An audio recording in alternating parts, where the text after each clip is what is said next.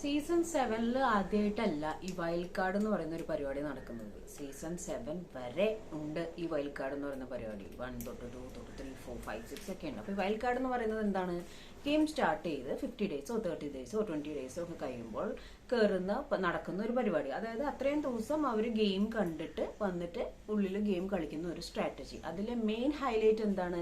പുറത്ത് നടക്കുന്ന ഒരു കാര്യവും ഒരു കാരണവശാലും അകത്ത് പറയാൻ പാടില്ല. മസ്താനിയുടെ ഒരു പോസ്റ്റ് ഉണ്ടായിരുന്നു, ഇനി വരികയാണെങ്കിൽ ഒരു ചെറിയൊരു ക്ലിപ്പ്, ഇനി വരികയാണെങ്കിൽ കപ്പും കൊണ്ടേ വരത്തുള്ളൂ എന്ന് പറഞ്ഞിട്ട്. ഇമാതിരി സ്വഭാവമാണ് ഈ കപ്പ് പോയിട്ട് ഒരു എന്താ പറയാ, ഒരു സ്പൂൺ പോലും കിട്ടാൻ പോകുന്നില്ല. കാരണം എന്താണെന്ന് വെച്ച് കഴിഞ്ഞാൽ ബിഗ് ബോസ് 2-3 പ്രാവശ്യം അവിടെ റിപ്പീറ്റ് ചെയ്ത് പറഞ്ഞു, പുറത്തെ കാര്യം സംസാരിക്കരുത് എന്നുള്ളത്. 2 കാര്യങ്ങൾ എനിക്ക് ക്രിഞ്ചായിട്ട് തോന്നിയത്, അവിടെ പണിപ്പുര ടാസ്കിൽ കോസ്റ്റ്യൂംസും ഡ്രസ്സും ഒന്നും കൊടുക്കുന്നുണ്ടെങ്കിൽ തന്നെ കോമ്പറ്റീഷൻ ത്രൂവേ കൊടുക്കുള്ളൂ.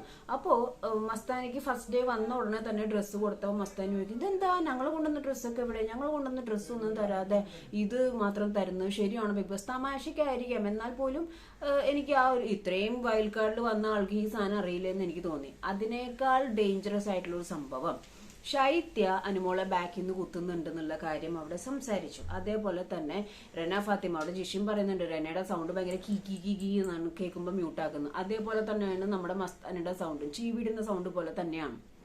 അപ്പം മസ്താനി അവിടെ റെന ഫാത്തിമോട് പറയുന്നുണ്ട്, ആ കൊച്ചു എന്തോ ആയിക്കോട്ടെ, ഇറിറ്റേറ്റിംഗ് ഗെയിമറാണ്, എന്തോ ആയിക്കോട്ടെ, പുറത്ത് എല്ലാവർക്കും ഒരു ഫാമിലി ലൈഫ് ഉണ്ടെന്ന് ഓർക്കാതെ വീട്ടിൽ കയറ്റോ നോക്ക്, പുറത്തിറങ്ങുമ്പോൾ നിന്നെ വീട്ടിൽ കയറ്റോ നോക്കുന്നുള്ള രീതിയിൽ ഒരു സംസാരം അവിടെ വന്നിട്ടുണ്ട്. ഓക്കെ, അപ്പോൾ ഇതൊക്കെ തികച്ചും ചോദ്യം ചെയ്യപ്പെടുന്ന ടോപ്പിക് തന്നെയാണ്. അനുവിനെ പിരികേറ്റി വിട്ടതും മസ്താനി തന്നെയാണ്. ഈ ഒരു വിഷയത്തെ പറ്റിയിട്ട് അവിടെ ചോദ്യം ഉണ്ടാവാനുള്ള കാരണവും മസ്താനി തന്നെയാണ്. കാരണം എന്ന് വെച്ച് കഴിഞ്ഞാൽ മസ്താനി വന്നിട്ട് പുതപ്പിന്റെ കാര്യം സംസാരിച്ചപ്പോഴാണ് അനുവിനെ അവിടെ പിരികേറ്റി വിട്ടത്.